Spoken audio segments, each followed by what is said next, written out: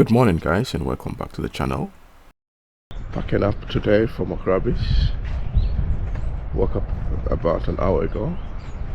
You can see the sun still coming up there. It's another beautiful morning here at Augrabies National Park.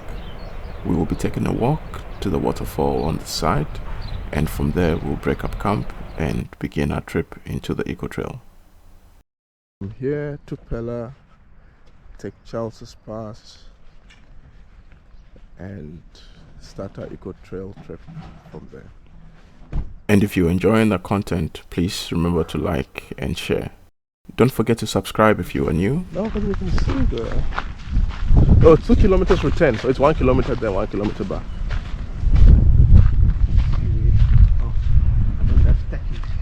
Yeah, I also didn't put on anything, but should be fine.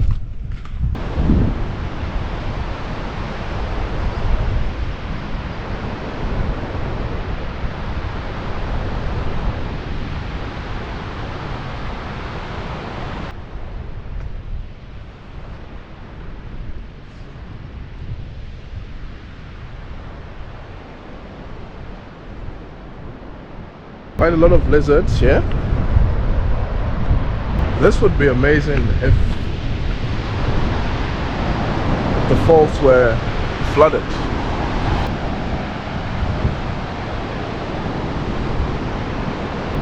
Last year when we were here, I think in February last year, it was completely flooded, and that was really awesome. Let's head back. It's a little dusty.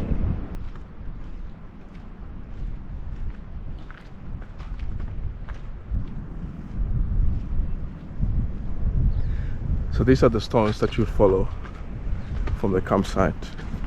See the stones there, there. These are the stones. These stones basically mark the route to start the trail from the campsite, and this is the circular path.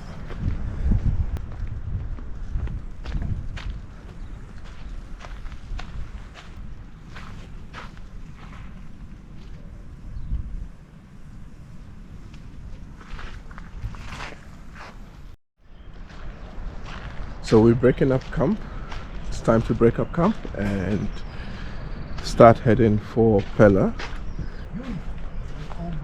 Conqueror is very quick to break up as well.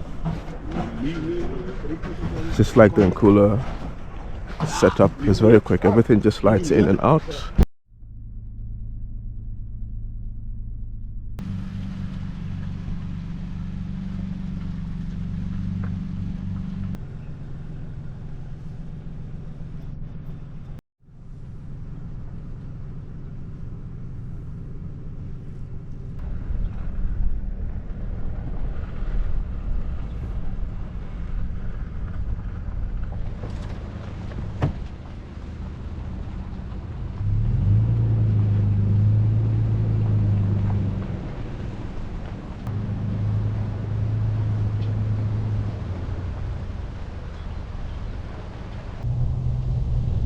We continue on our 11-day trip, taking us through the Namakwa Eco Trail in the Northern Cape of South Africa. Though the Eco Trail can be done in 3 days, we decided to extend the trip so that we could see a lot more of the Richtersveld.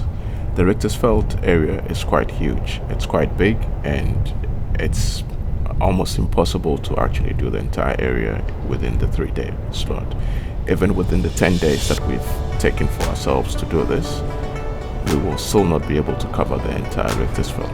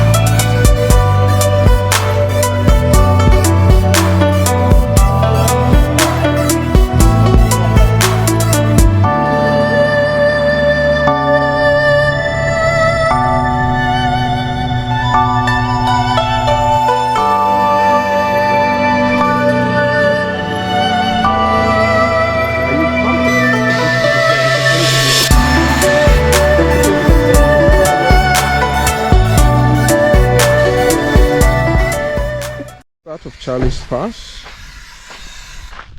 and we're going to be deflating. The Namakwa Eco Trail is the ultimate trail, in my opinion, for nature 4x4 enthusiasts. The trail is about 600 kilometers long, well, actually over 600 kilometers long, and you will need to negotiate a lot of gravel, sand, rock, terrain, and travel through some dried up riverbeds. Most of those rivers have not flowed for many years. Drive through mountain passes and a couple of dunes as well. You do need a 4x4 to do this trail. That's what is recommended. However, we have seen a few people not having 4x4s doing the trail. I would say that given certain sections of the trail, especially the sandy sections and possibly the muddy sections, if you come during winter, a non-4x4 vehicle would probably not be the best option for this trail, even if you've got a high clearance vehicle. So ideally make sure that you come here with a 4x4. So one interesting question I've been getting over time before actually coming on this trail was, can you do this trail by yourself? Given, come off me quickly. Ralston is coming. And the answer to that is yes, you can actually do the trail by yourself. However, as you can see here, if you're carrying a caravan, it gets a little bit tricky, and having a good spotter, even when you're not carrying a caravan, is important. If you don't have a spotter with you, then you're going to have to spot and drive at the same time. In my case, when I'm alone, I use my front camera. I've got a front camera that I can turn on at will, and that shows me what is directly in front of me, and that helps with not having a spotter when I'm alone. Having a spotter is great, but if you don't follow what the spotter is telling you, that could not be so great. As we see here, this Discovery didn't listen to the spotter for whatever reason and decided to take a slightly different approach to what the FJ took, and you'd see here that the Discovery ends up then having one of its trailer's tires nicked on a rock and slashing it. For this trip, Eben was a spotter, and he did a tremendously good job. Weren't you following your guide? No, you didn't listen.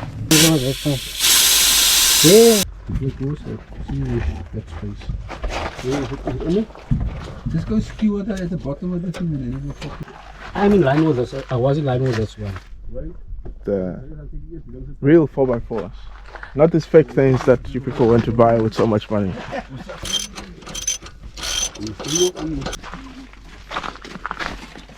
No, that's so cool.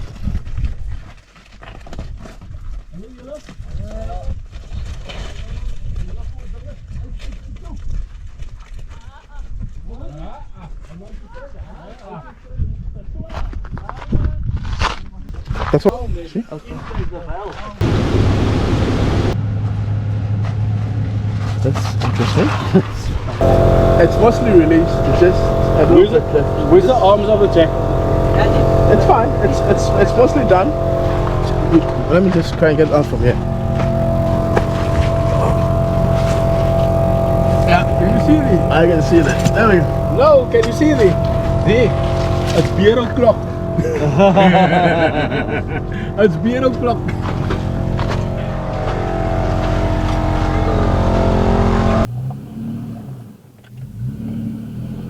We had some drama. The Conqueror up ahead had a slash in one of its tires, so we just had to replace that. This is just a couple meters into Charlie's Pass, so it's sorted out now and we are continuing. It's 2:28. We were hoping to be at camp by 3, but yeah, I think we still got enough time to get there while the sun is still out.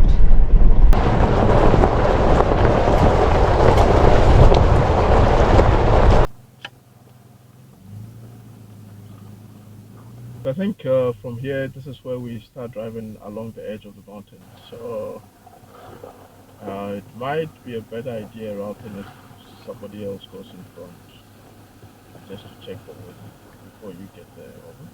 Go more to the left there. So that, I think your Christmas go in front as soon as we can. I'll try and see if there's a place where we can go.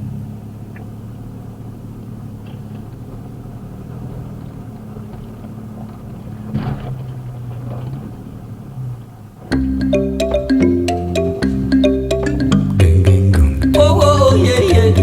Yeah, yeah. Oh, yeah, yeah.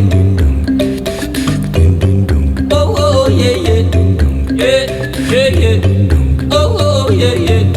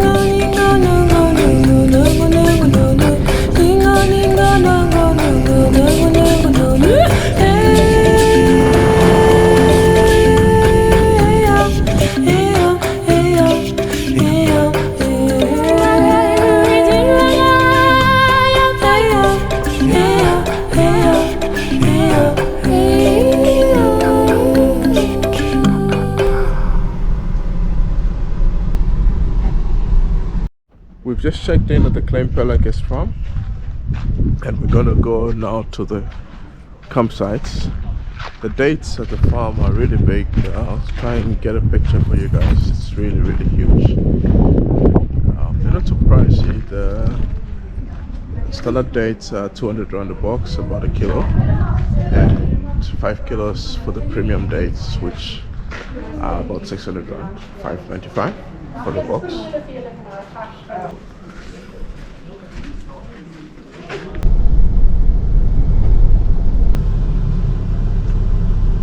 Into the Klein Pella guest farm. We're settling into the camping space now.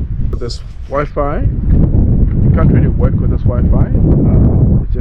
I suppose you could if you just check in emails and the like, but nothing really hectic, no Teams calls and the like. Part of why I took some time off on this trip. So just bear that in mind. You will be able to check your WhatsApps and the like, but nothing else really. I just need to fill up my water tank. I didn't fill up my tank earlier when I left, so I knew there was potable water here, so I'm going to fill it up here. Let's check out the swimming pool at the Klein Pella guest farm.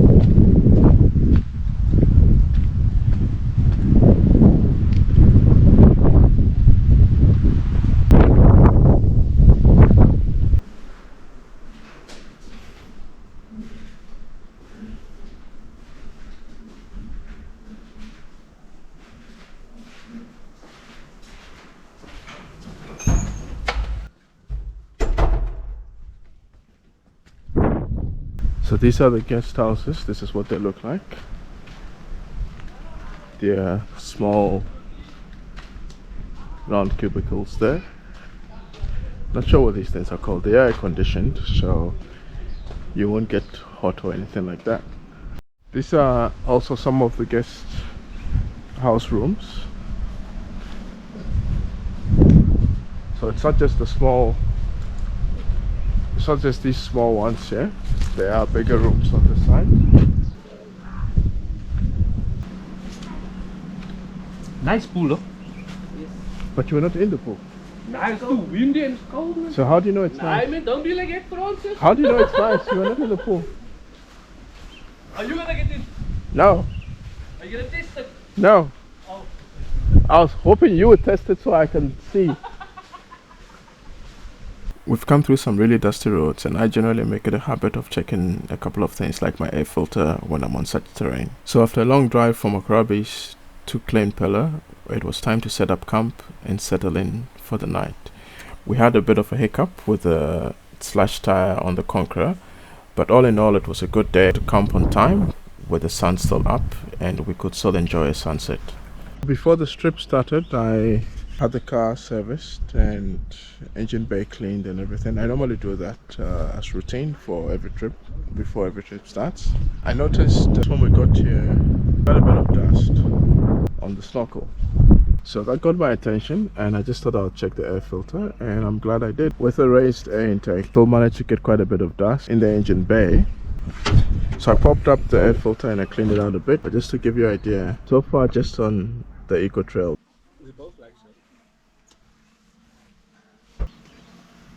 this is the bar. I don't know what this is because this is the color of the water, so This is the color of the water. that they give you.